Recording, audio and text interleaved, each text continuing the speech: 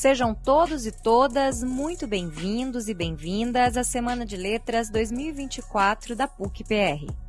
Este ano, nossa jornada será especial, com o tema Entre Linhas e Letras, 60 anos do golpe militar e os seus impactos na educação e na academia, em homenagem a Cassandra Rios. Vamos juntos, entre linhas e letras, construir conhecimento e fortalecer nossas vozes. Aproveite a programação e fique agora com a atual palestra.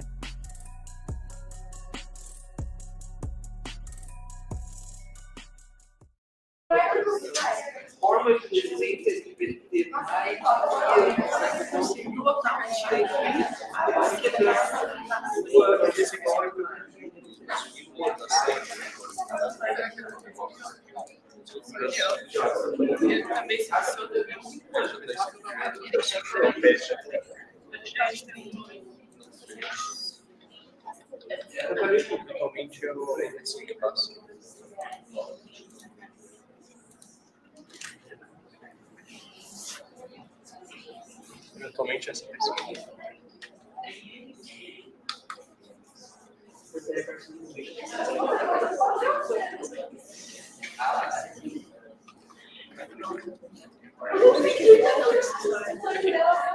Mas eu acho que pode pôr a vinheta logo. E daí aumenta a tela. Não, mais baixo. Mais baixo. pode pôr de baixo. Sejam todos e todas muito bem-vindos e bem-vindas à Semana de Letras 2024 da PUC-PR. Este ano, nossa jornada será especial, com o tema Entre Linhas e Letras, 60 anos do golpe militar e os seus impactos na educação e na academia, em homenagem a Cassandra Rios. Vamos juntos, entre linhas e letras, construir conhecimento e fortalecer nossas vozes. Aproveite a programação e fique agora com a atual palestra.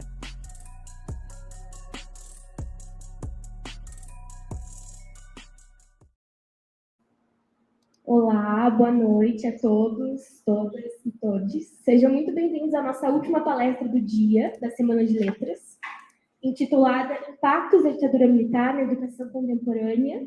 Temos aqui dois convidados ilustríssimos, nossos professores do curso de Letras, curso de Pedagogia, curso das Exatas também, professor Reginaldo. E eu vou dar um pequeno resumo dos currículos dos dois, que são currículos enormes, né? Duas pessoas muito estudadas. A professora Rosane é doutora em Educação pela PUC-PR, mestre em Educação também pela PUC-PR e graduada em Letras pela UFPR.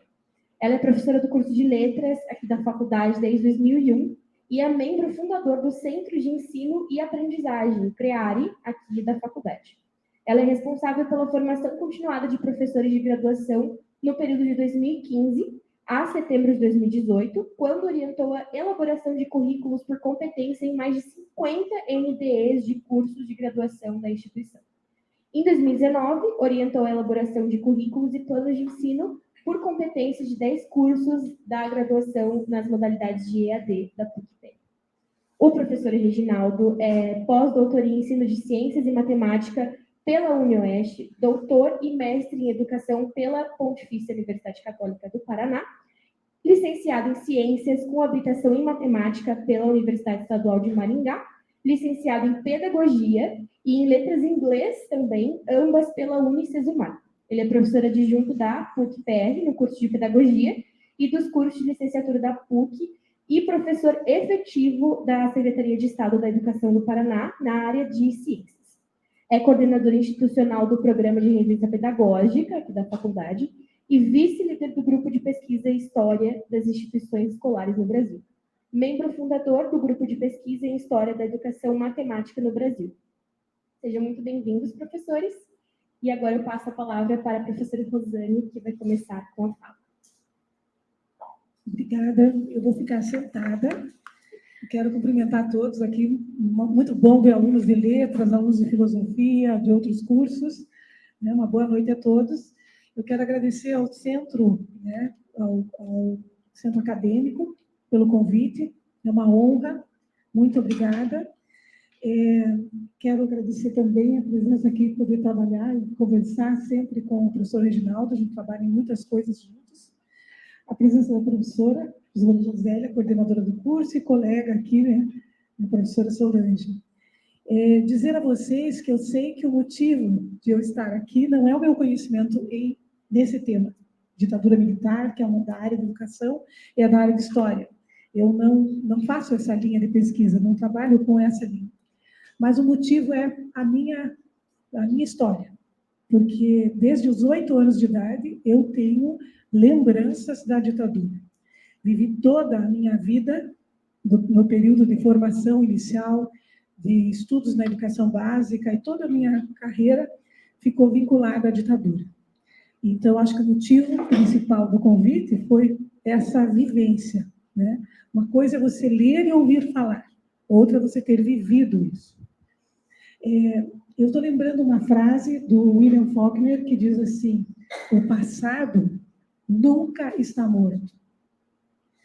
Talvez ele sequer seja passado. Eu acho que eu também sou isso, porque o passado ele não sai de nós, ele fica conosco e as decisões que a gente toma têm muita influência com isso. Com base nisso é que eu vou fazer um comentário aqui com vocês, compartilhar com vocês algumas reflexões que são baseadas em leitura também. Então, eu fiz a escolha de um historiador, que é o Rodrigo Pato de Sá Mota. Na verdade, o professor Rodrigo Mota, ele pesquisa muito esse tema e tem um livro muito interessante sobre o assunto. E a linha que ele adota para discutir esse tema da ditadura militar não é muito comum.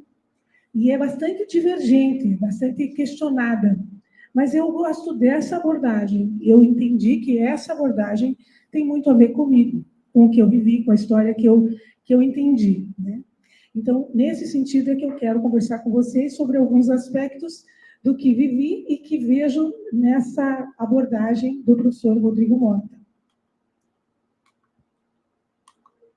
Acho que trocamos aqui. Acho que é mais fácil, professor. Obrigada.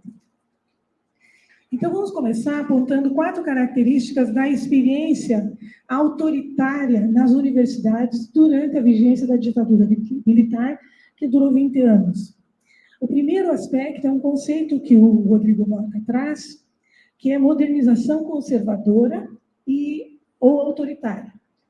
Modernização conservadora é um paradoxo. Quando falamos em modernização, pensamos em algo que avança e não em conservação. Só que é isso que acontece, e esse conceito não é só dele, e muitos pesquisadores em economia também usam essa expressão. Modernização conservadora, por quê? Porque havia, na segunda metade do século XX, uma discussão muito grande sobre o desenvolvimento econômico do Brasil. E a gente via na televisão o discurso do milagre econômico, o milagre brasileiro, né? A própria Fundação de Brasília tinha muito a ver com isso. Então, essa perspectiva de desenvolvimento econômico e tecnológico era uma perspectiva sustentada pela repressão, sustentada pelo discurso autoritário do regime militar. Então, era uma forma, uma estratégia para que o governo fosse bem visto, o Estado brasileiro, mesmo sendo de ditadura, fosse bem visto pela sociedade, porque estava falando de desenvolvimento e era importante o desenvolvimento. Então, essa é uma questão, um conceito que faz bem no sentido dessa modernização conservadora, porque, no fundo, por trás desse discurso, estava um status quo que se mantinha desde os anos 40, que era a propriedade rural, as grandes propriedades rurais, eram as lideranças que estavam por trás desses grupos. Então, pensar que não é um golpe militar, é um golpe civil-militar, porque não envolve só militares, mas grandes lideranças, grandes proprietários de terra, gente que estava no poder e na política há muito tempo.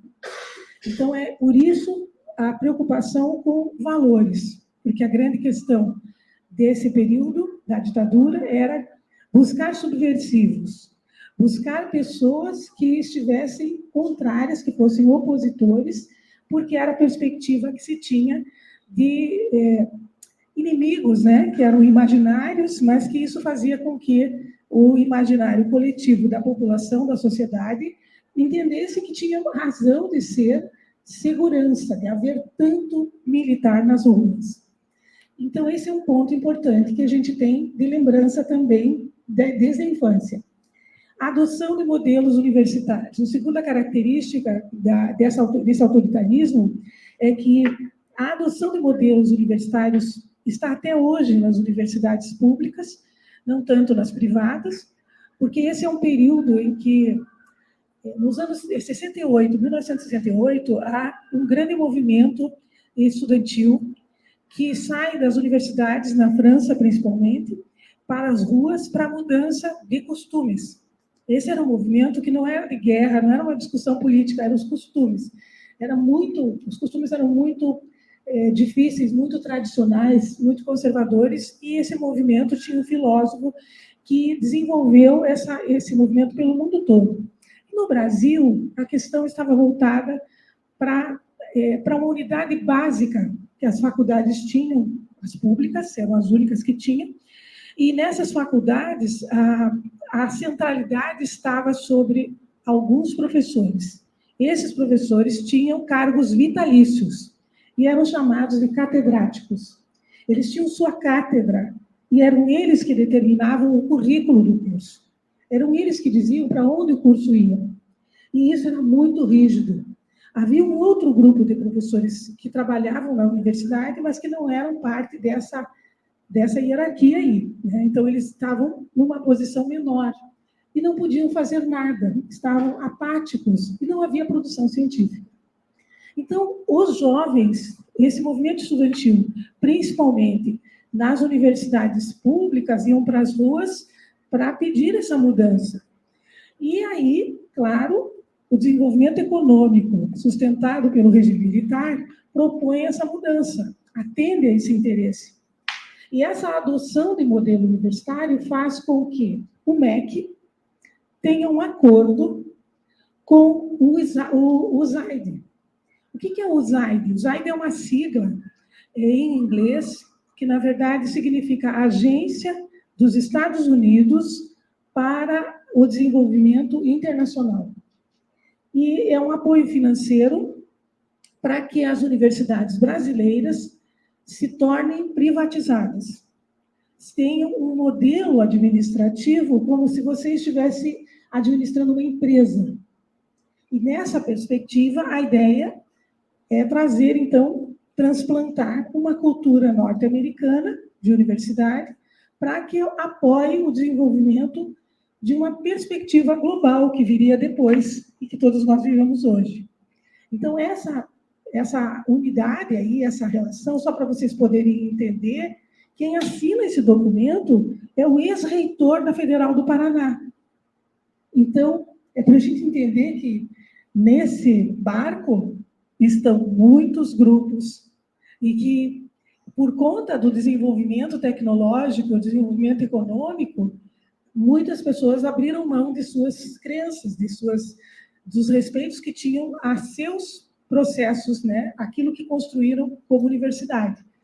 Então, a gente tem aí vários modelos universitários, mas, no fundo, todos eles estão departamentalizando os cursos. Então, antes havia uma unidade em um grupo de professores, que eram cátedras, né? Que esses cursos não podiam mudar, e depois passam a departamentalizar, que também é negativo, porque fragmenta demais o curso e não se tem uma visão do todo. O terceiro ponto importante que eu queria comentar é a censura à pesquisa, porque, claro, se a gente transplanta uma forma de construir cultura, ciência, de um país para outro, o que acontece com a pesquisa durante a ditadura? Ela tem regras, né? São determinadas regras, e se não forem cumpridas, a pessoa é considerada subversiva e é demitida. Só a USP, no período em que nós estamos falando aqui da ditadura, os primeiros 10 anos, teve 62 professores demitidos compulsoriamente. Professores maravilhosos, principalmente no curso de medicina. E o professor, por exemplo, eu me lembro do professor Robert Mack, que foi, assim, manchete nos jornais, um professor da medicina de 28 anos só, e que foi preso depois de descer de um bonde, né? Na época tinha ainda os bondes em São Paulo, e ele estava com a cestinha da filha de 1 ano. Ele estava levando para uma creche para depois ir para a aula, para lecionar. E ele foi preso e eles justificaram, a gente lia nos jornais, de que ele tinha até o cestinho da menina era coberto com um tecido vermelho. Então, ele era comunista. Essas leituras assim superficiais eram muito comuns e uma justificativa que a gente diria banal, né? Sem sentido. Então, a censura à pesquisa foi muito grande, prejudicou e prejudica ainda hoje todo o processo que nós temos histórico de pesquisa por conta dessas visões que vieram do período da ditadura. A circulação de livros também viveu um período terrível. Fala-se muito do cinema, fala-se muito do teatro, da música, mas dos livros, nós temos um exemplo aqui bem pequeno que eu coloquei no canto, do romance do Rubem Fonseca, O Feliz Ano Novo, né? E nesse romance ele coloca o que eles dizem aqui como censura em 76, nós estamos vendo aqui esse documento. E ele fala assim, está censurado porque está mostrando o lado obscuro da sociedade, porque está mostrando personagens que têm taras, que têm vícios e que não receberam no enredo algum tipo de sanção. Então, se não tem sanção, não pode ser disposto, essa obra não vale a pena. E é isso que nós queremos dizer com o último item, que é a propagação de valores tradicionais. Esses valores de moralismo, esses valores de patriotismo e de civismo são os 3 termos mais comuns nos discursos de ditadura. E aí, o professor Rodrigo Mota, eu concordo com ele, nós temos um título aqui no encontro desta semana acadêmica, e o título fala da palavra resistência. Entretanto, nós não podemos pensar que a ditadura foi um processo em que eu possa pensar em dicotomia só, uma só. Ou houve resistência ou houve repressão. Então, a repressão teve a resistência. Não foi assim. Tanto que as pessoas ainda negam a existência da ditadura, muitas famílias negam. Muitas pessoas passaram por esse período e não viram nada. E dizem, não existe. Primeiro, porque a gente não tem ainda bem claro isso dentro dos currículos. Depois o professor Reginaldo pode comentar um pouquinho mais. Mas, segundo, porque as estratégias da ditadura militar no Brasil foram muito diferentes. Elas envolvem repressão versus acomodação, que são estratégias de acomodação. Então, no barco, essa frase é uma frase do Rodrigo Mota, e ele diz, no barco da ditadura viajaram juntos grupos com ideias e propostas diferentes. Todos foram juntos, civis e militares, naquele processo do golpe. E com isso, vou dar um exemplo de acomodação. A Academia Brasileira de Letras. A Academia Brasileira de Letras, ela tem um discurso de que é apolítica. E vocês sabem que isso não existe, né? Não é possível ser apolítico. Só por ser apolítico, você já está legitimando a ditadura. Então, nesse processo, a gente teve uma academia inteira acomodada a esse processo de repressão. Então, a reação da Academia Brasileira de Letras, que vivia nos jornais na época, tudo quanto era evento que acontecia, ela estava envolvida, e, inclusive, hasteando bandeira no hino nacional junto a militares. Então, houve o processo de acomodação. Um exemplo de negociação é um exemplo muito comum. Eu acho que, na época, vocês não têm noção do que foi, mas esse movimento foi um movimento que envolveu mais de 20 mil pessoas na rua, e era um movimento de custo de vida, era o MCV. E a gente dizia, a carestia é tão alta, a palavra carestia era uma palavra da época, e a carestia era tão alta, que as pessoas iam para a rua para pedir que baixassem os preços, né? E com isso ia-se para São Paulo, na Praça da Sé, e, claro, a cavalaria era uma coisa terrível, né? E prejudicava muitas pessoas.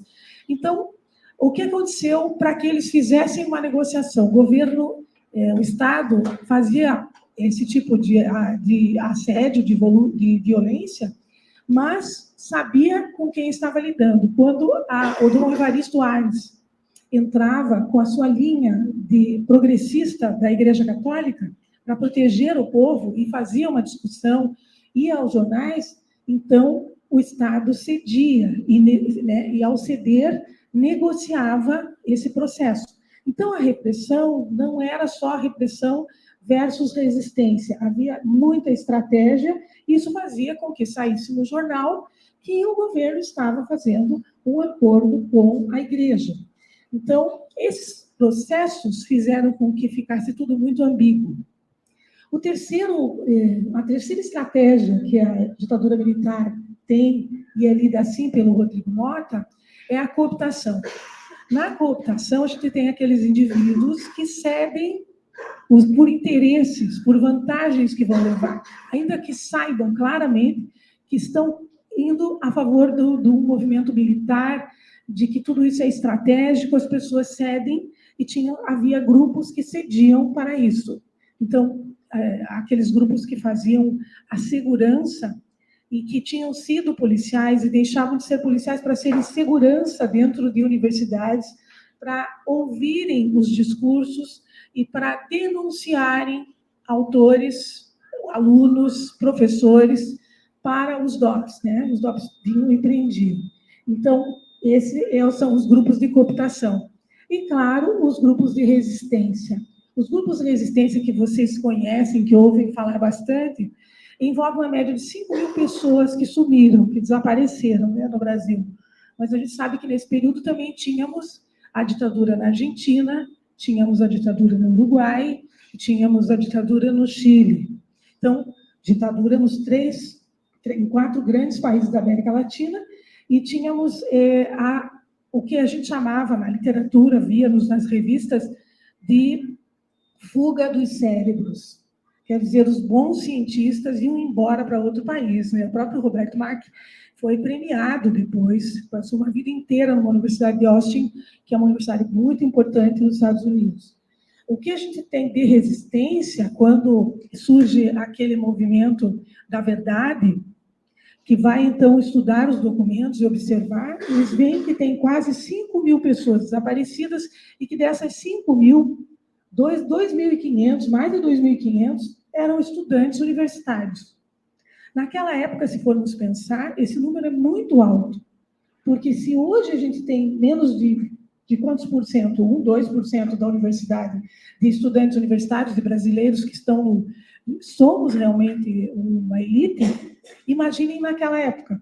E para ter 2.500 desaparecidos estudantes universitários, num período em que o país ainda estava começando sua história acadêmica, a gente percebe, então, que a resistência dessas guerrilhas, desses movimentos, era extremamente específico.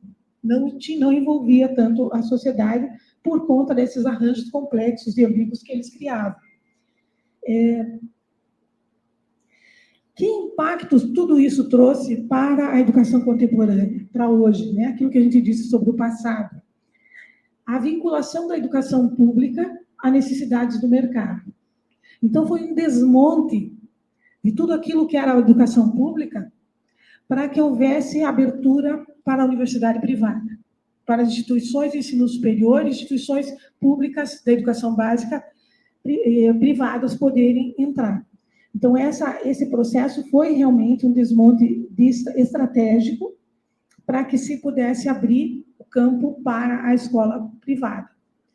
O ensino profissionalizante, que é algo que ainda é bastante instável, um governo coloca, outro governo tira, né? O ensino profissionalizante é assim há muitos anos e começa aí nesse período da ditadura.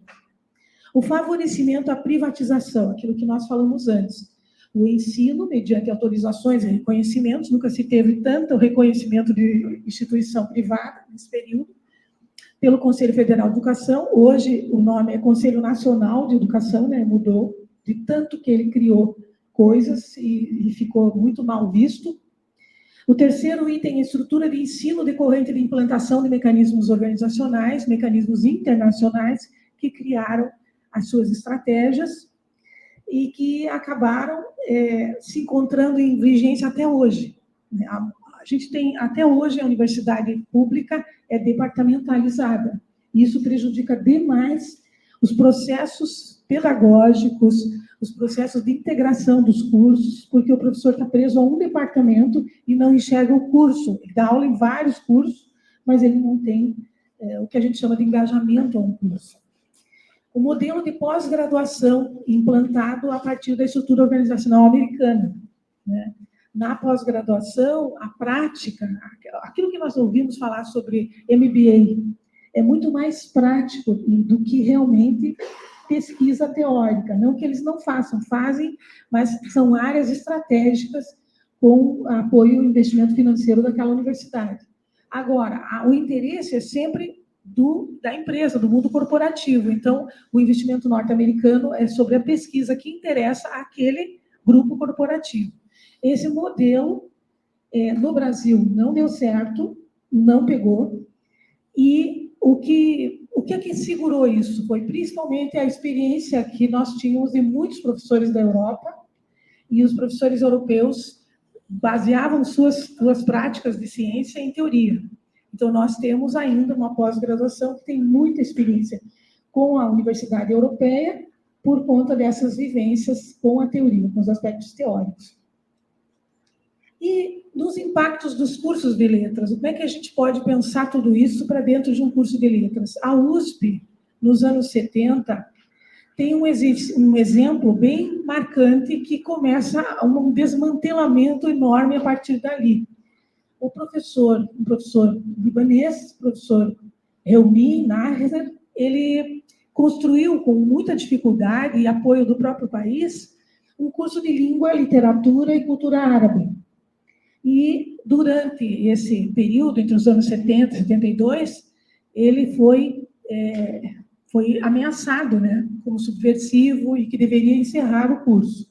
Ele recebeu o apoio do país, terminou uma versão do curso, rodou uma vez, e depois foi fechado o curso e ele saiu do país, né, ele foi exilado. Essa ótica tecnocrática, essa ótica utilitarista do que tem valor e o que não tem, o que é útil e não é a ótica que considera desnecessários línguas e culturas que não têm privilégios, que não são línguas prioritárias para o governo, para o Estado.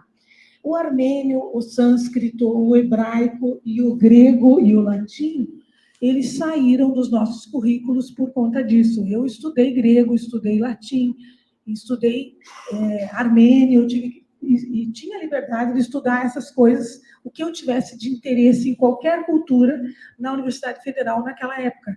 Mas foi tudo encerrando, eles foram tirando tudo isso. Então, a minha turma foi uma das últimas turmas que pôde estudar o que queria, que cultura eu quisesse.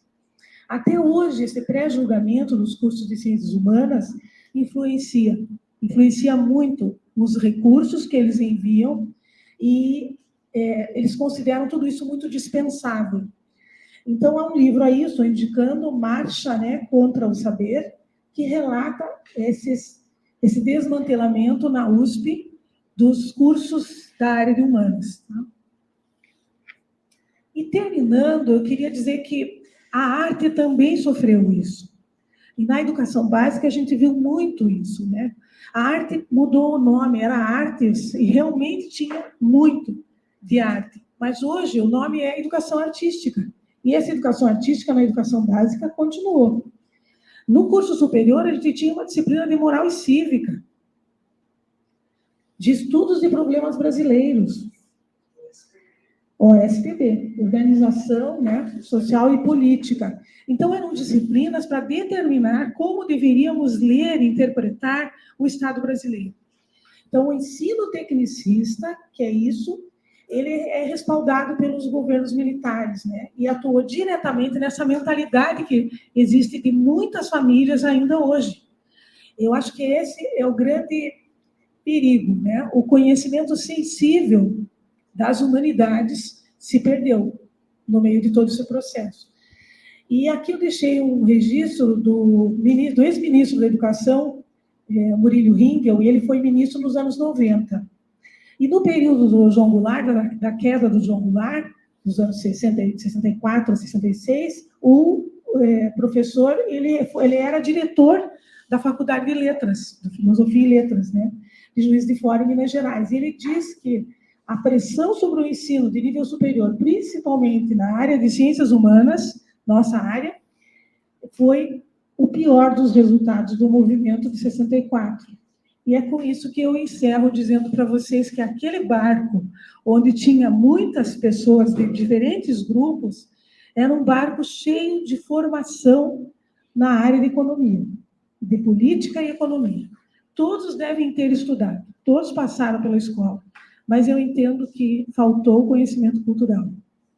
E sem cultura, sem humanidades, é bem complexo o processo. Para que tenhamos igualdade, direitos, defesa do meio ambiente, é preciso todos esses elementos culturais precisam estar. E a gente não vê isso, né? Infelizmente, são gerações que vieram desse período. Muito obrigada.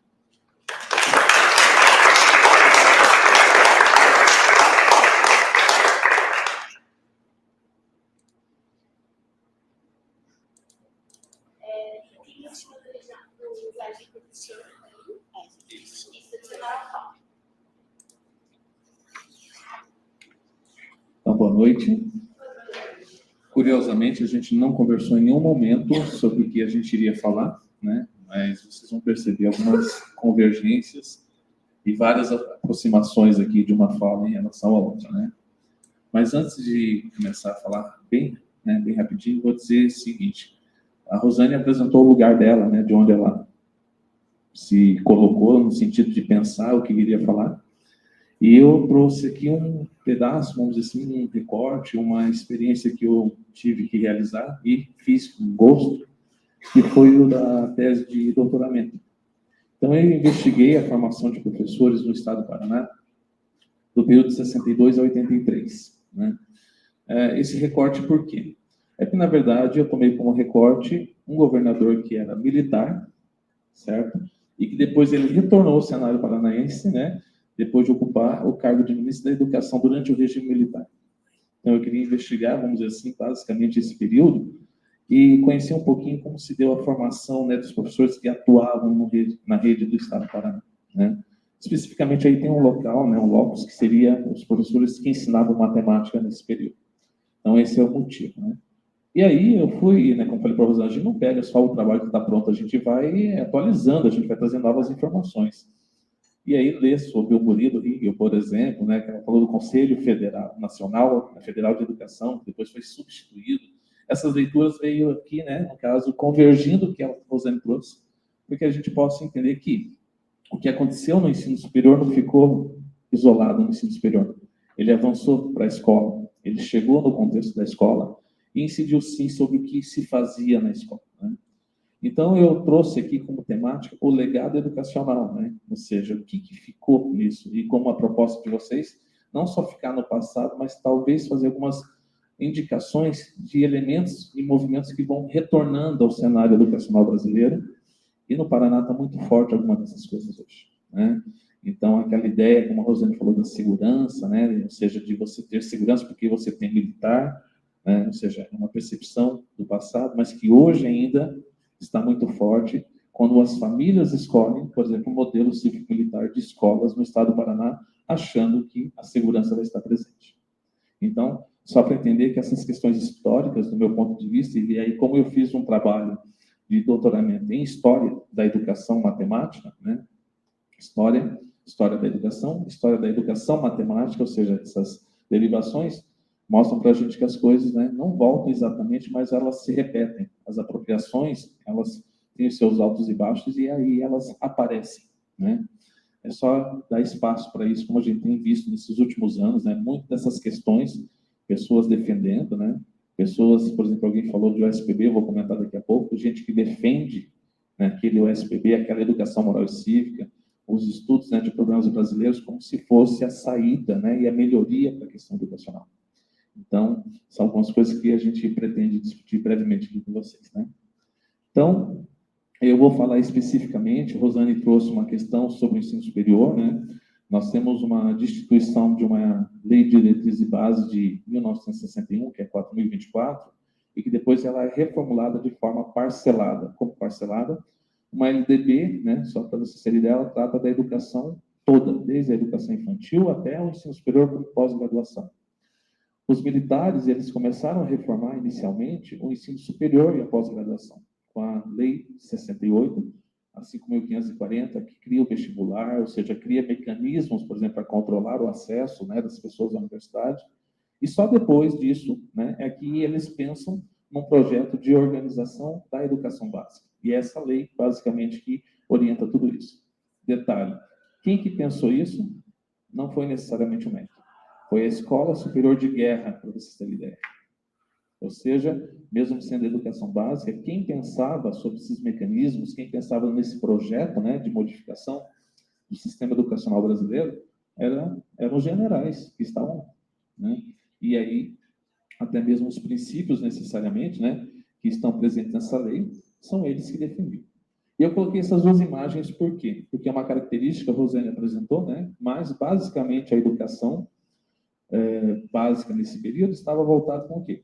Com a profissionalização universal, ou seja, meio que obrigatório você passar por um curso desse segundo grau e sair um técnico, alguma coisa, ou seja, formação de mão de obra, né? E compulsória, ou seja, obrigatória necessariamente, né?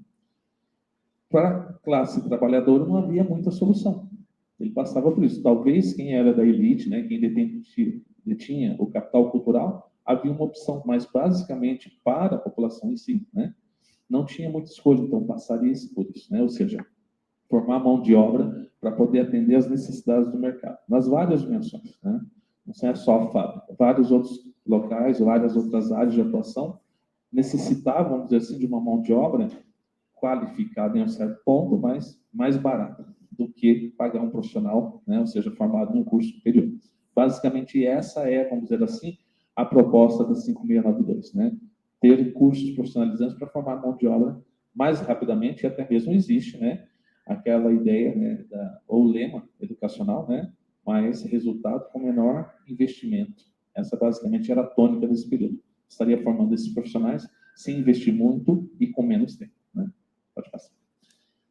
E aí eu trouxe aqui para vocês, porque na verdade eu poderia ter ali um esqueminha com diversos pontos, né? Eu escolhi 3 para poder falar para vocês, né? E como a ditadura, né, ela regula e como que ela atua e incidiu sobre essas três dimensões.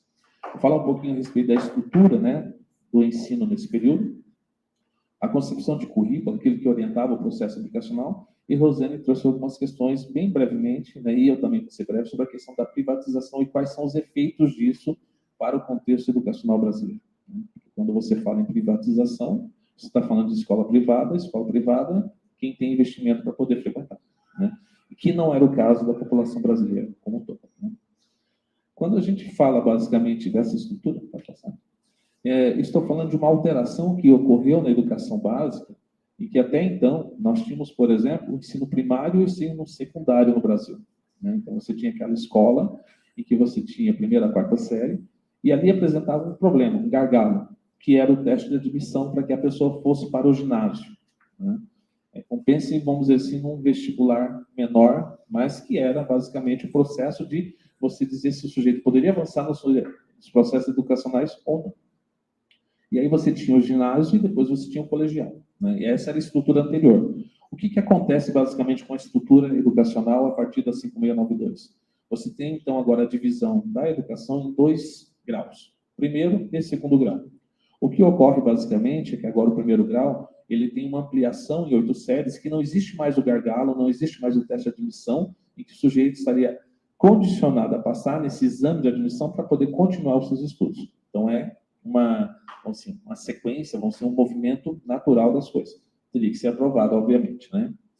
E uma coisa também é que, nesse processo, né, já se pensava em um ensino profissionalizante já nesse período, nessas etapas, que depois a gente vai trazer algumas coisas para vocês bem brevemente. Então, a questão da profissionalização não estava somente no ensino de segundo grau, ela já estava presente também no contexto do ensino de primeiro grau, ou seja, você já necessariamente verificar, por exemplo, quais são as aptidões do sujeito a partir de disciplinas que não é do tempo de vocês, mas Rosane e eu, por exemplo, frequentei, Tínhamos técnicas agrícolas, técnicas caseiras, técnicas industriais, comerciais, correto? As mulheres artes manuais. Justamente. E que aí se sondava, vamos dizer assim, a aptidão do sujeito para poder, de repente, já indicar talvez alguma atividade profissional que ele poderia seguir. Só para vocês terem ideia, qual que é o papel da pedagogia nesse período? É o papel da orientadora vocacional. Existia uma habilitação no curso de pedagogia que era do orientador, em que ele trabalhava com sujeitos fazendo essa sondagem, fazendo os testes vocacionais, dizendo, você, pelo teste, tem aptidão para isso. Né? Então, só para entender como estava presente isso. E, obviamente, né, já seria, vamos dizer, uma preparação para o trabalho. Ou seja, você desenvolvia algumas habilidades, né? Coloca assim, habilidades, porque, na verdade, é um treinamento, por exemplo, né? E tem um detalhe dessa questão dessas técnicas, que era muito resultante do contexto, ela não era algo generalizado, né? Não era uma coisa comum a todo o Brasil, daqui a pouco eu vou destacar também como que era aqui no Paraná. O segundo grau, necessariamente, seria uma profissionalização em nível médio, né? Ou seja, já uma habilidade do sujeito de poder ocupar vários postos de trabalho, né? Dependendo do curso, ele tinha uma duração de 3 a 4 anos, né?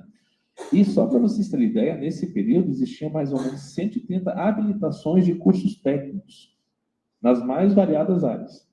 Na área de engenharia, por exemplo, de saúde, de edificações, da parte de economia e tudo mais, né? Então, basicamente, eles lidam com essas habilitações e esses cursos, eles proliferam, eles ficam assim, né? Em todas as cidades, necessariamente, tem um curso, né, técnico. Algumas cidades contavam, por exemplo, com uma estrutura um pouquinho melhor, chamada dos colégios polivalentes, né? Ou seja, colégios que necessariamente existiam vários cursos técnicos nas mais variadas áreas, criados no modelo norte-americano, né, com aqueles laboratórios, aqueles espaços, colégios grandes. Não eram muitos. No Paraná foram somente 7 unidades dessas, né? E tinha os colégios polivalentes de primeiro grau e de segundo grau também. A diferença seria, então, vamos dizer assim, primeiro grau saía 8ª série, não tinha um curso específico, mas dentro do currículo dele, da parte diversificada, você tinha, então, essas oficinas, essas técnicas.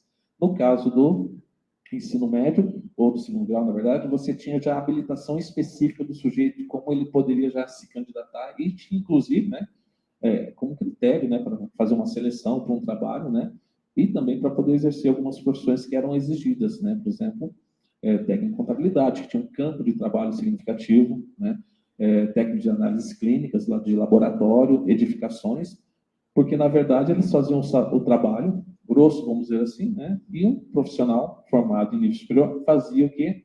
A validação disso. O que é a validação disso? Assinava os laudos, os desenhos, os exames, mas quem fazia basicamente o trabalho era isso. Na verdade, é o quê? Novamente, formação de mão de obra mais barata, para poder atender às necessidades, né? Isso é um pensamento, necessariamente, né, desse período, né? Ou seja, ter condições de, principalmente, dar conta dessa necessidade, como a Rosane falou. Esse ensino é para poder atender essas leis de mercado, essas exigências, e, obviamente, dar conta até de alguns acordos internacionais que estão estabelecidos, né, com o MEC e o USAID, e também nas mais outras variadas áreas que a gente tem. Quando a gente fala de currículo, né, Rosane trouxe algumas coisas ali, é um ensino, sim, conservador, né, ou seja, até uma contradição, né, modernização conservadora, vamos dizer assim, né, mas ele era conservador, porque, basicamente, no sentido de conservar, né, fazer com que não ocorresse uma alteração de comportamento, ou não aparecessem coisas que não se esperavam. Conservar o que existia enquanto aquilo que era considerado adequado para o período, né? Um outro detalhe também de um currículo, né, de uma concepção produtivista, ou seja, aquilo que eu havia falado para vocês, menor investimento com maior resultado.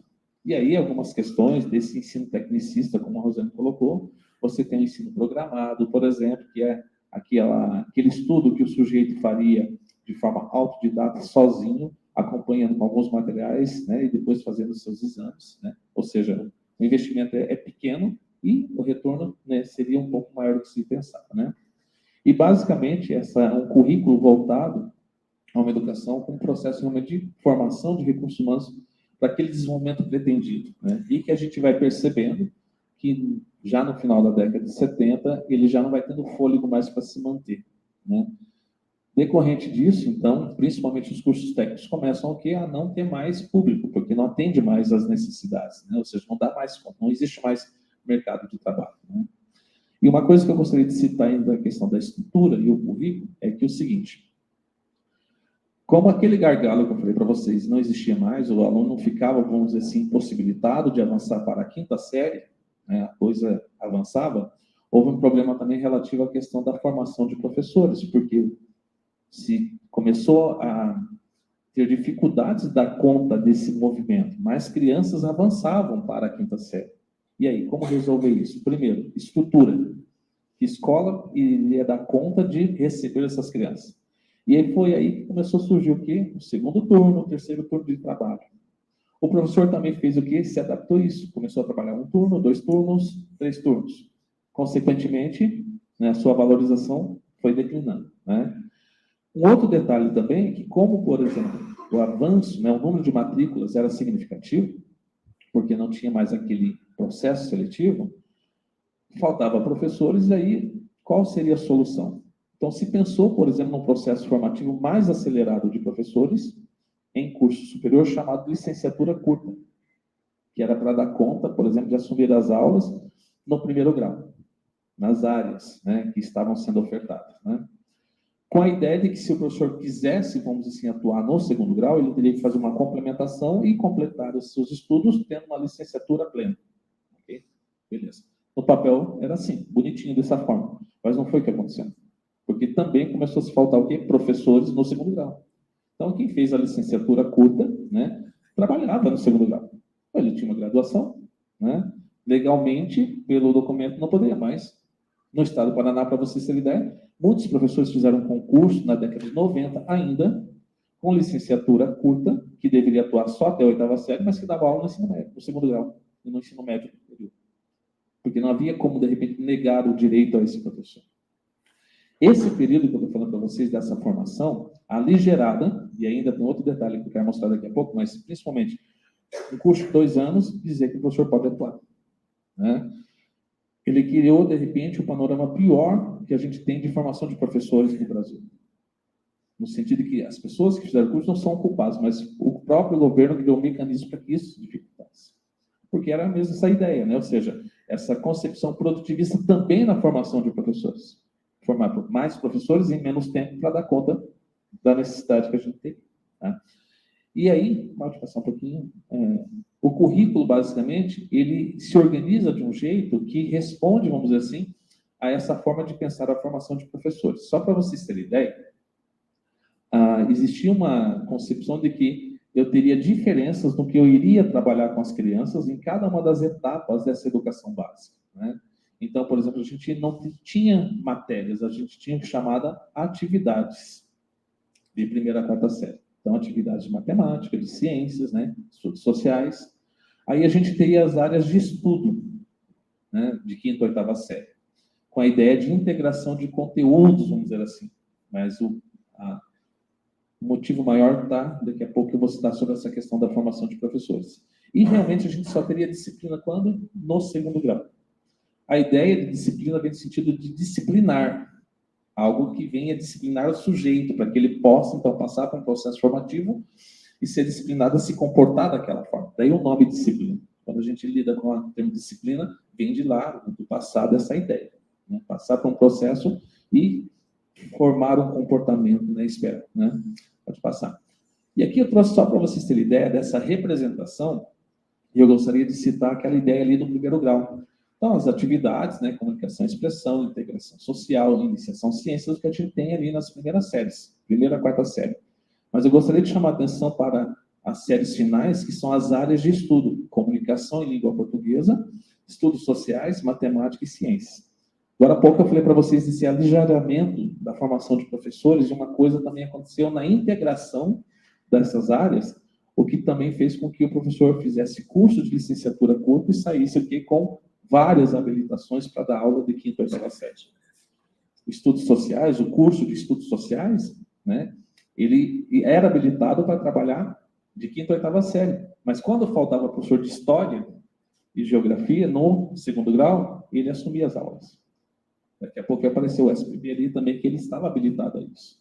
Matemática, por exemplo, vamos chamar ciência, na verdade é a área de ciências, o sujeito fazia a licenciatura curta em ciências e ele saía habilitado para dar aula de 5ª ou 8ª série de matemática e ciência. A parte de comunicação, né, Rosana? Eu tive uma professora de língua inglesa, que ela tinha feito, né, a licenciatura curta em comunicação, expressão, e ela dava aula de educação artística também ao mesmo tempo. Né? Então, só para vocês entenderem, além de reduzir o tempo de formação de professores, se permitiu o quê? Uma amplitude de habilitações. Então, por isso que eu falei para vocês justificar o que eu falei antes. O período de pior formação de professores foi esse momento, com essa ideia de menos investimentos, menos tempo e maior resultado, tanto na formação de professores também. Pode passar. E aqui, basicamente, só mostrando para vocês, para poder chegar onde a gente quer mostrar essa incidência do regime militar sobre a questão educacional, não só na concepção do currículo de formação, mas dizer que era um currículo que ele tinha um núcleo comum, que era de formação geral. Esse núcleo comum, basicamente, definido pelo Conselho Federal de Educação, que daí no Brasil todo tinha essa parte comum, né? A parte de estudos sociais, como a gente falou para vocês, matemática e ciência e tudo mais, né? E uma parte diversificada que o Conselho Federal dava algumas orientações, mas quem realmente organizava era o Conselho Estadual de Educação. No caso aqui do Paraná, o que é que a gente tinha nessa formação especial? Então, a gente tinha algumas disciplinas também. Tem uma parte diversificada também, que daí, no caso, ele é vertical, vem de lá, de cima para baixo, como é o caso, por exemplo, das disciplinas que eu coloquei aqui para vocês, que alguém já falou. A organização, né, social política do Brasil, brasileira, não é isso? Eu coloquei essa capa desse livro de Educação Moral e Cívica de forma proposital. Olha só que lindinho, as crianças num tanque de guerra. Né? Era mais ou menos desse jeito. Porque, basicamente, né, a ideia dessas disciplinas, né, estudo de problemas brasileiros, ou seja, a gente vai estudar os problemas brasileiros, não da forma que a gente concebe hoje, certo? Mas uma ideologia, necessariamente, de que tudo que era trabalhar nessas 3 disciplinas era para tentar assegurar que você estaria formando sujeitos, né, que consideraria que tudo que estava sendo feito na ditadura é para o quê? Segurança nacional. Né? A ditadura, ela veio necessariamente para segurança à população. Então, eram disciplinas, né, que necessariamente tinham com essa ideia. Ou seja, de você veicular, de você inculcar a ideologia que necessariamente era a frente, né, o caminho, vamos dizer, a defesa do regime militar. Né? Pode passar. E aí, a parte diversificada, aqui no caso do Paraná, também tinha suas especificidades, como eu falei para vocês, né? De 5ª ou 8ª série, né, você tinha as técnicas agrícolas, você tinha técnicas caseiras, técnicas comerciais e técnicas industriais. Só que algum problema. Era para ser atividades práticas. Lembra das escolas polivalentes que eu falei para vocês? Elas tinham seus espaços. Tinha a oficina, tinha lá o lugar da cozinha, vamos dizer assim, né? Tinha, no caso, a marcenaria, tinha tudo isso. Nessas escolas, que eram 7 no estado do Paraná. Só que o que acontece? E as outras escolas recebiam esse currículo e a coisa só ficava na parte teórica. Por exemplo, eu lembro, né, que em técnicas agrícolas, a gente ficava copiando o texto de como fazer uma horta, mas nunca fazíamos uma horta. Né? Técnicas caseiras, a gente recebia orientações, né, de como cuidar, né, alguma coisa assim, mas só também no escrito. Né? Não tinha necessariamente o ambiente, o espaço, o que de repente era a proposta anteriormente, né, dessa profissionalização, ter contato, vamos dizer assim. E não estou justificando que também seria saída, mas é só para a gente ter ideia de que numa coisa que é a teoria, estava escrito, só que na prática realmente estava de forma bem diferente, e por isso que se esvaziou, né? Principalmente após a sinalização da abertura política. Pode passar. E aí a questão da privatização, que como o Rosane colocou, né? A ideia de privatização, primeiro, começa realmente com a concepção, com a ideia, com a compreensão de que não era possível dar conta de tantos espaços escolares, né? Ela também já... uma coisa que eu queria comentar. O SPB, Educação Moral e Cívica, e, no caso, Estudos Brasileiros, não é uma invenção dos militares, tá? Já existia. O que acontece é que eles tomam para si, certo? Como um mecanismo, realmente, de ideologização, né? E a privatização também já era uma coisa que já vinha anteriormente, mas, no caso, né, a ideia tomou muito mais corpo, até com o discurso que, no papel, também dizia o seguinte: não vamos construir escola, não vamos abrir porque vamos dar bolsas de estudos para os alunos carentes estudar. realmente não aconteceu. E aí foi o momento em que o setor privado viu aquilo como uma fatia muito interessante e ele abocanhou com todas as suas forças. Aí houve realmente assim um avanço significativo em níveis que a educação pública não dava conta ainda, que é a pré-escola. Quem realmente, né, avançou de forma significativa foi isso. Um domínio, né, vamos dizer assim, do colégio, né, ou seja, o ensino de segundo grau. É nesse período que a gente vê assim, o surgimento, né, de sistemas educacionais com aquela defesa do vestibular, os cursinhos e tudo mais, correto? Com receitas que o sujeito, passando pelo cursinho, vai passar no vestibular, né? E também uma predominância significativa no ensino superior. Para vocês terem ideia, né, existiu, vamos dizer assim, nesse período, assim, nesse período da década de 71 até mais ou menos 1982, basicamente um aumento de 300% de instituições públicas de ensino superior privadas. Detalhe, não é só porque o sujeito necessariamente abria lá uma universidade, uma faculdade, ele também recebia incentivos. Então, só para vocês terem ideia, os militares, com aquele discurso que ia dar bolsas de estudo, dava incentivo, mas não dava o direito das pessoas, né, necessariamente, ingressar ali. E um outro detalhe também, que na questão de privatização, era manter o controle, porque, assim, a liberação, a possibilidade de abertura era condicionada se, por exemplo, aquele grupo educacional tinha afinidade com o governo que estava no período. Então, grupos que não tinham afinidade não tinham a autorização de funcionamento, não tinham reconhecimento, mas aqueles que tinham, necessariamente, né, tinham as coisas muito mais aligeradas, né? Parece um passado muito distante, né? Nós vivemos isso há alguns anos atrás. Até porque esse processo aí de autorização e tudo mais é porque sempre tivemos pessoas ligadas ao ensino privado no Conselho Federal de Educação. E por que ele foi instituído meio que para dar uma limpada, né, Rosane? Né? Murilo Ringel, né? Ele extingue o Conselho Federal de Educação porque realmente estava uma coisa muito complicada, para não falar outro nome, para depois configurar no Conselho Nacional de Educação, mas que, infelizmente, ainda mais ou menos temos influência assim, de grupos, né, de setores privados da educação, que acabam interagindo, né, fazendo lobbies e tudo mais, defendendo assim, a sua fatia de mercado. Né? Então, só para poder dizer que a privatização ela só aumentou a distância da escola necessária para poder atender, como atender a clientela. A clientela não, a sociedade em si.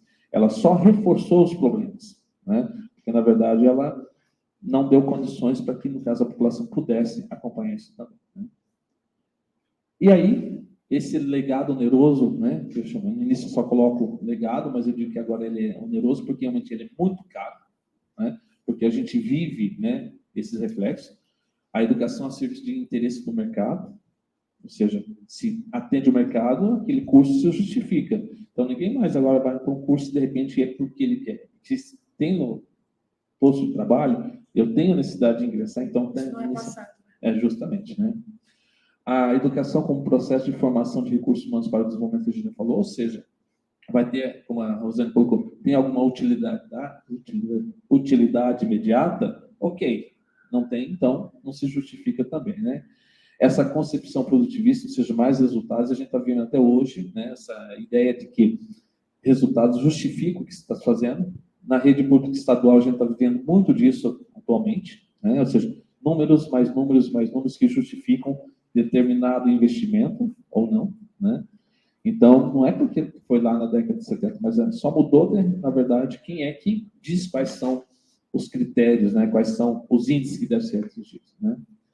E uma mão de obra desqualificada no sentido de que você forma um sujeito, né, você dá um processo profissionalizante que ele só está ali para repetir mais ou menos como aquela relação com o filme do Chaplin, né? Ele está ali só para apertar aquela porta, você não faz mais nada daquilo, não tem mais utilidade, né? E uma educação para poucos técnicos de mão de obra altamente qualificada para poder, então, manter os irmãos assim no poder. Né? Essa basicamente é uma característica, porque a própria questão do vestibular realmente é isso, é uma visão, né? Ou seja, quem é que vai passar pelo vestibular? Quem teve uma educação necessariamente, né, boa, no sentido de dar conta de um vestibular. Quem faz isso? Quem tem um capital cultural, quem detém e quem tem condições de participar de um processo educacional com vistas a isso. E a população, enfim. Eu sempre brinco que a pessoa que passava, mas o ensino de ser profissionalizante compulsório, obrigatório, ok, mas o cara fazia um outro cursinho à parte, né? Paralelamente.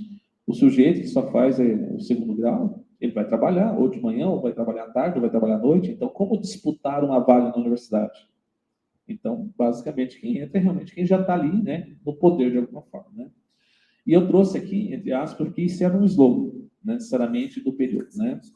A educação que nos convém, aquela que necessariamente faz com que a gente mantenha, né, no poder, aquela que necessariamente garante que a gente esteja aqui, em casos militares, né?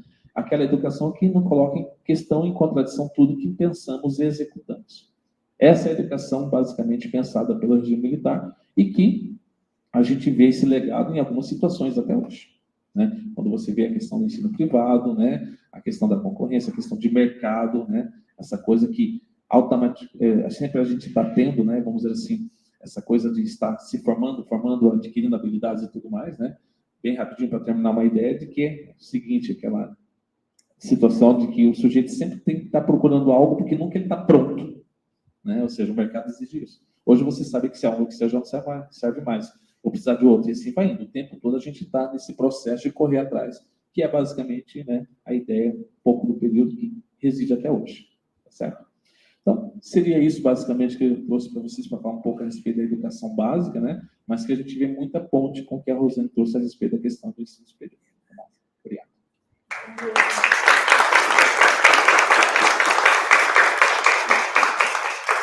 Muito obrigada, professores, pelas falas. Realmente, dessa forma didática, como vocês trouxeram, é muito possível enxergar esses reflexos até hoje no sistema educacional, né? Principalmente atualmente, com esse retrocesso tão forte que houve em relação à privatização da educação, às escolas cívico-militares.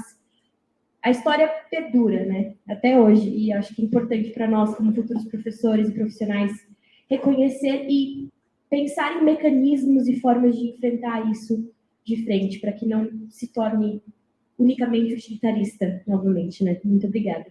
Agora eu gostaria de abrir para perguntas e dúvidas, questionamentos dos professores. Temos 3. Vou começar aqui pela Luísa, que está mais perto.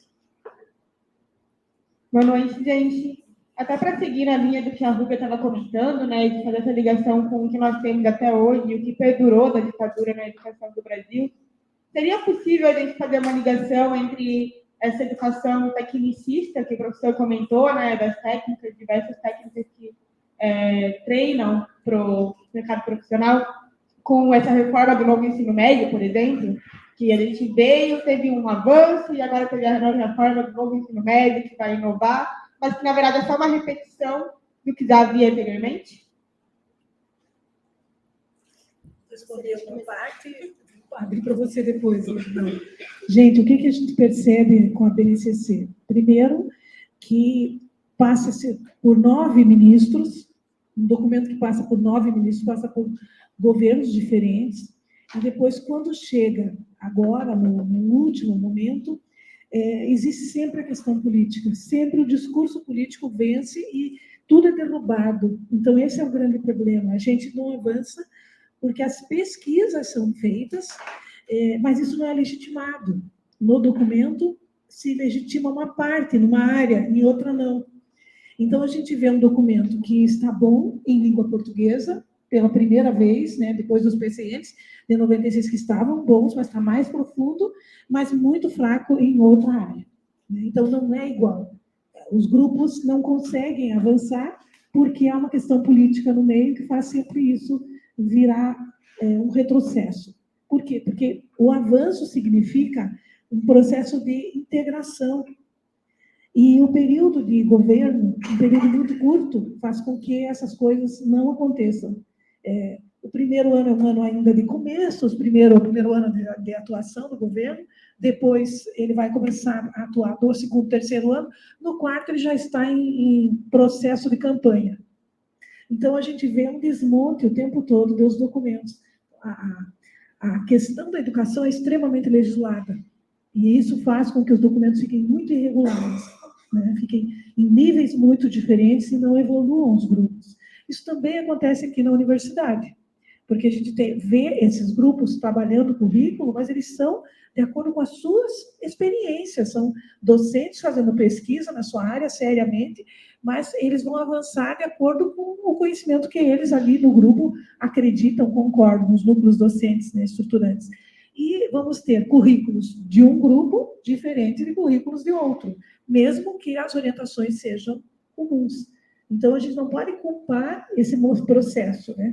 Mas o que a gente responsabiliza é esses grupos políticos não terem manutenção no grupo que faz a pesquisa desses documentos e vínculo com a sociedade, a ponto de a gente esvaziar aqueles grupos em que está a população envolvida, os professores do curso superior, os professores do ensino médio. Eu lembro, em 2000, para você ter uma ideia, estou voltando num documento, em que a gente esteve numa reunião, a PUC foi chamada, eu participei, e era sobre a questão de língua inglesa. E a discussão foi lá com a sociedade, com outros professores e gente de toda a cidade discutindo a questão do inglês. E por quê? Porque se dizia, não é preciso que o aluno da escola pública saiba falar inglês, ele não vai para o exterior. Ele precisa apenas ler. Ele pode ler e pode escrever alguma coisa, mas principalmente a leitura. Então, uma escola para o pobre. Essa era a perspectiva que tinha. E a gente gritava, discutia, brigava e não vimos mudança. Então, dependia sempre... Havia essa parte política de discussão, mas as tomadas de decisão acabavam sendo outras. Ah, então, mais ou menos para você entender que é uma contribuição, uma resposta. Em relação à questão do ensino médio, tem várias condições que você pode pensar. Primeiro, uma ideia pedagógica tecnicista. Então, você tem, por exemplo, né, esse novo ensino médio, esses itinerários, por exemplo, que não são pensados por professores que atuam nos itinerários porque já vem algo pronto. Essa é uma ideia bem básica, né, do tecnicismo da década de 70, de que alguém pensava como adequado, vai lá e executa. Então, o primeiro ponto.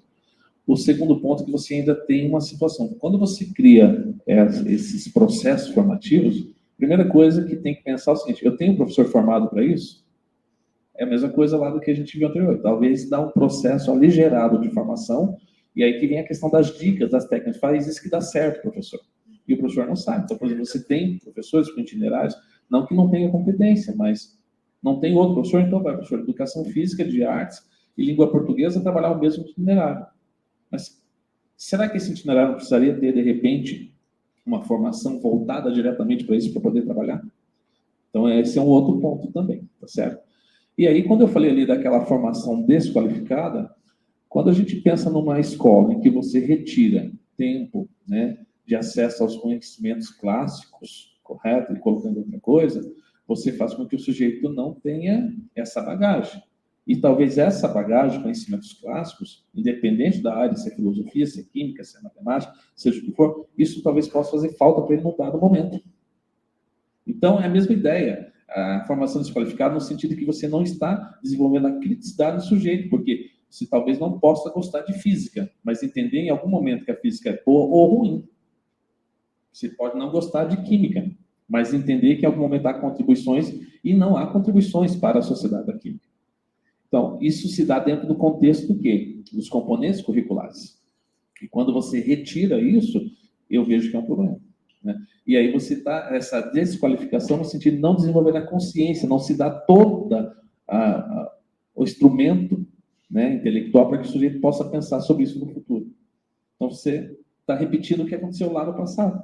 Quando você pensa no novo ensino médio, você retira tempo de coisas que são clássicas, que é considerado como importante para toda a humanidade, e coloca outras coisas que não têm embasamento, não tem necessariamente não é resultado de uma pesquisa de como trabalhar o itinerário, e você vê esses absurdos que acontecem desse novo ensino médio, né, de poder, por exemplo, de trabalhar, não colocando em questão já, né, mas não há referencial, não tem base intelectual, acadêmica daquele conhecimento, porque você está lidando com o contexto educacional, você tem que lidar com o conhecimento.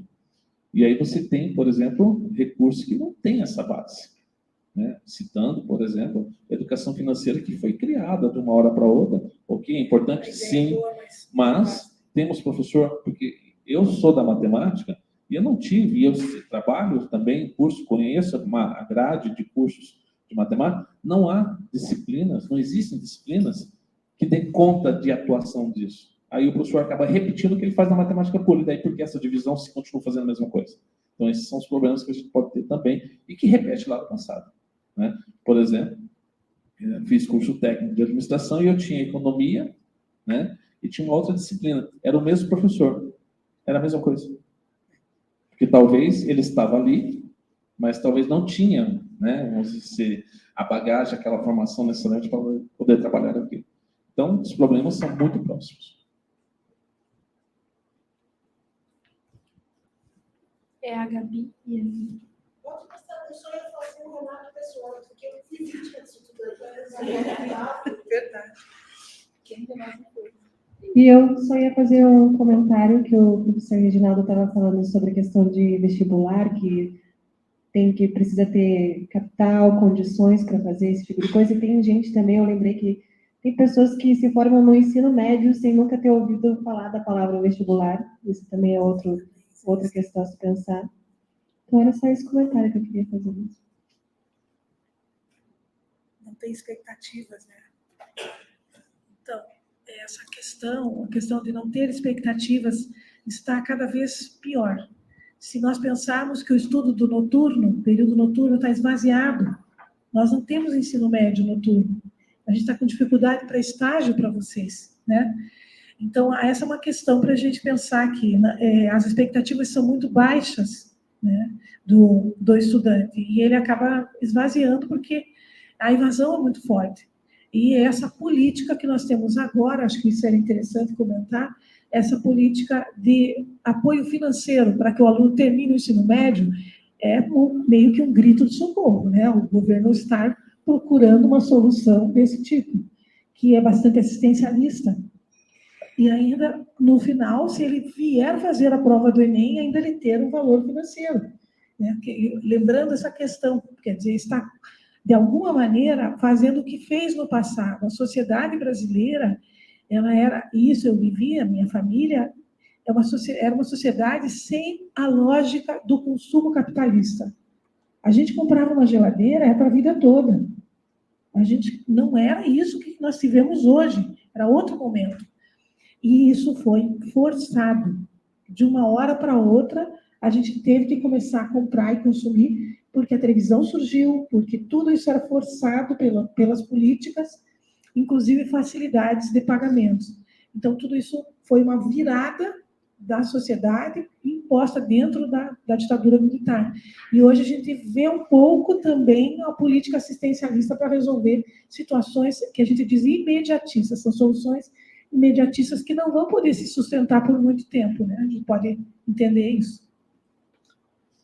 E complementando um pouquinho o que você falou, né, essa questão que o aluno não sabe, e a Rosane apresentando algumas questões de ausência de condições, a gente vive, por exemplo, e só para entender de uma forma um pouco mais profunda, a gente precisa conversar muito, mas a ideia da privatização acontecendo de outra forma, né? Ou seja, se lá anteriormente a gente tinha, se dava espaço para que uma instituição, um setor, uma empresa, um grupo privado pensasse no processo educacional, agora se está cedendo o espaço público para o privado poder agir. É o que a gente está tendo no estado do Paraná.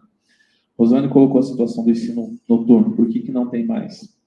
Porque, basicamente, é para dar espaço para outras atividades privadas. Por exemplo, a EJA, né, Educação de Jovens e Adultos, agora está o quê? Na mão de um grupo privado e que trabalha pela educação à distância.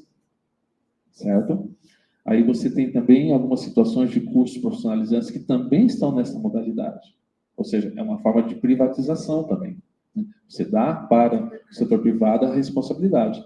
E aí, qual que seria a consciência crítica desse sujeito de pensar nisso, de projeto de vida e tudo mais? Né? De repente, ele acaba se conformando, né, a essa situação porque não se apresenta para ele possibilidades, né, dele poder avançar nesse sentido. Então, como eu falei, se a gente falou de privatização no regime militar, estamos numa sociedade civil, no regime do governo civil, que a privatização também acontece de uma outra forma. Né? Ela está acontecendo. Não importa, né? Qual que é o partido. Ele volta só com uma modelagem um pouquinho, maquiagem diferente do que ele era antes.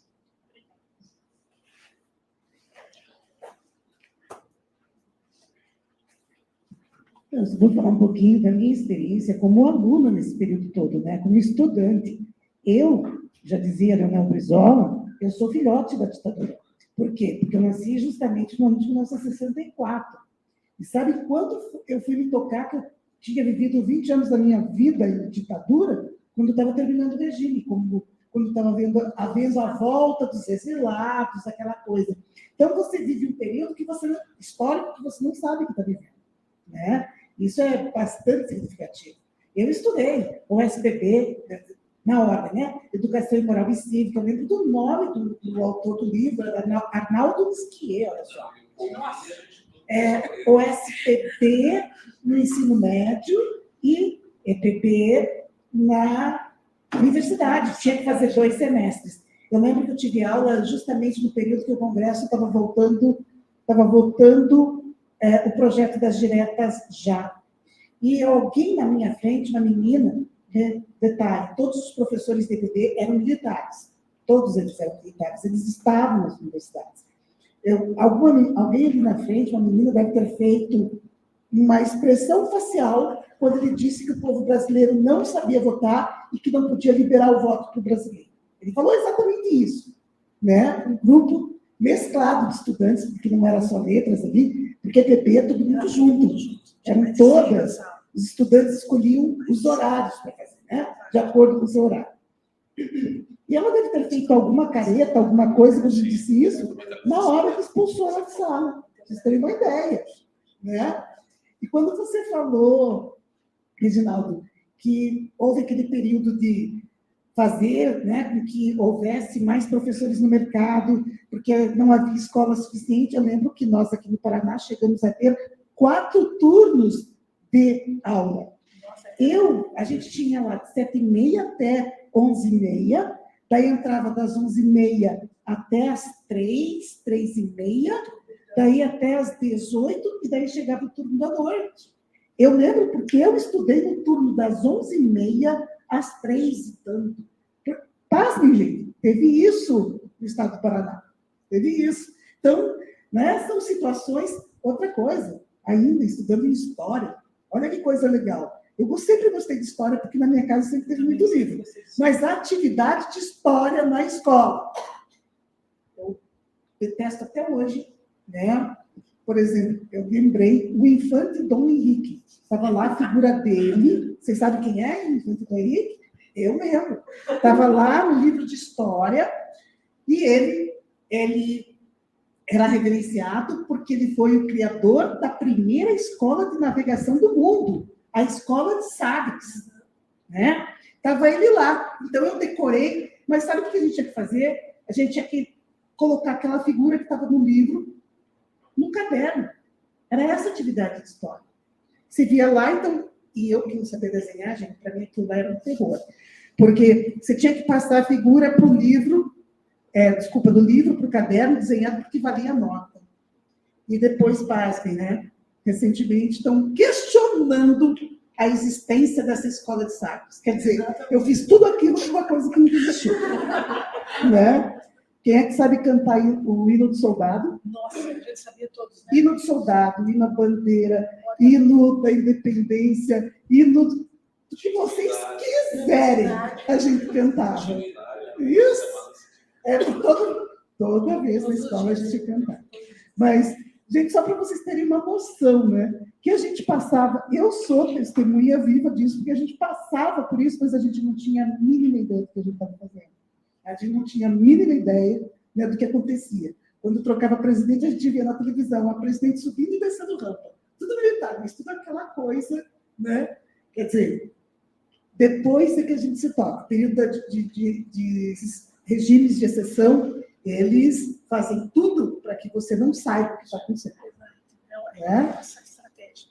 Só para dizer. Mas eu vou complementar um pouquinho aqui isso que Josélia falou, bem rapidinho. Você falou que estudos, né, de problemas brasileiros, né, militares, LPB, Mas hoje o que está acontecendo nas escolas cívicas militares do Pará, quem é que dá aquela parte? Porque se criou, né, uma disciplina também chamada de educação cívica. Quem é que trabalha? Os militares que estão na escola. Então, só para... Veja, aquela questão, não é que a história está sendo reproduzida, mas, novamente, o que a gente pode pensar é que talvez podemos ter o mesmo resultado, a mesma situação. E Rosane falou da questão que não se dá tempo, não é isso, para as coisas. Talvez, né, Rosane, o regime militar, não me entendam mal, mas ele teve todo o tempo necessário para mostrar que tudo que ele pensava não era bom.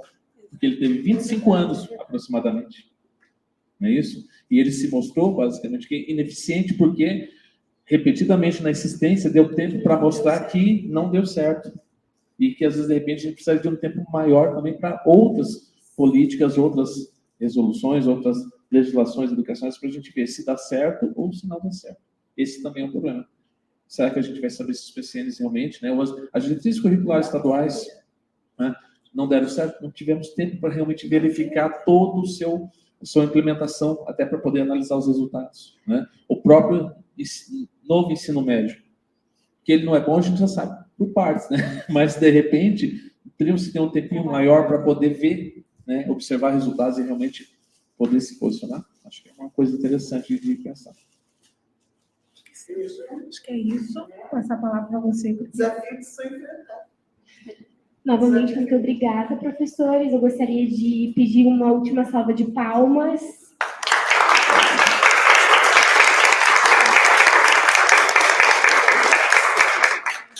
E é isso, muito obrigada pela presença. Finalizamos o segundo dia da semana acadêmica com chave de ouro. Deixa eu só falar uma coisinha aqui, uma sugestão. Rosane deve lembrar e você deve lembrar. Eu estava fazendo sexta série e foi a primeira vez que o Estado do Paraná deu livros para os alunos, né? E a gente recebeu uma coleção chamada Expressão e Ação, da Marilda Prates. Eu acho que eu sei, mas ela é uma das maiores autoras, vendeu milhões, mais que Paulo Coelho, hein, gente? Tá? E teve um livro da 7ª série que não foi autorizado a distribuir da coleção dela, porque ele foi considerado subversivo, trazia textos fabulosos. Um deles, se vocês procurarem, é Professor de Grego. Procure esse texto para vocês entenderem como que era o reflexo do regime militar dentro das escolas. Vou deixar vocês só pensando sobre isso. Vou te deixar meio sem perna aqui, porque eu vou tirar teu chão. É o seguinte, a Marilda Prates, ela escreveu na Editora do Brasil, e ela não existia. Ela era um pseudônimo. Quem escrevia esses textos era o editor-chefe. Isso era muito comum. E eu tenho vergonha de uma coleção que vocês devem ter visto, Escola é Vida, escrevi milhares de textos que eram interesse do editor para fazer frente à ditadura, mas que a gente criava esses pseudônimos. Então, bem interessante, né? Para mim era Marilda Prates, porque ficou tão guardado para mim isso, desde a sexta série, Exato. esse texto do professor de Grego. Mas essa era uma estratégia das editoras, a gente viveu muito, vou conversar um pouco amanhã sobre as formas de resistência. Essa é uma forma de resistência. Tá bom? Obrigada, desculpem, tinha que dar essa... Sopa de fubá. Muito legal. Obrigada, gente. Obrigada.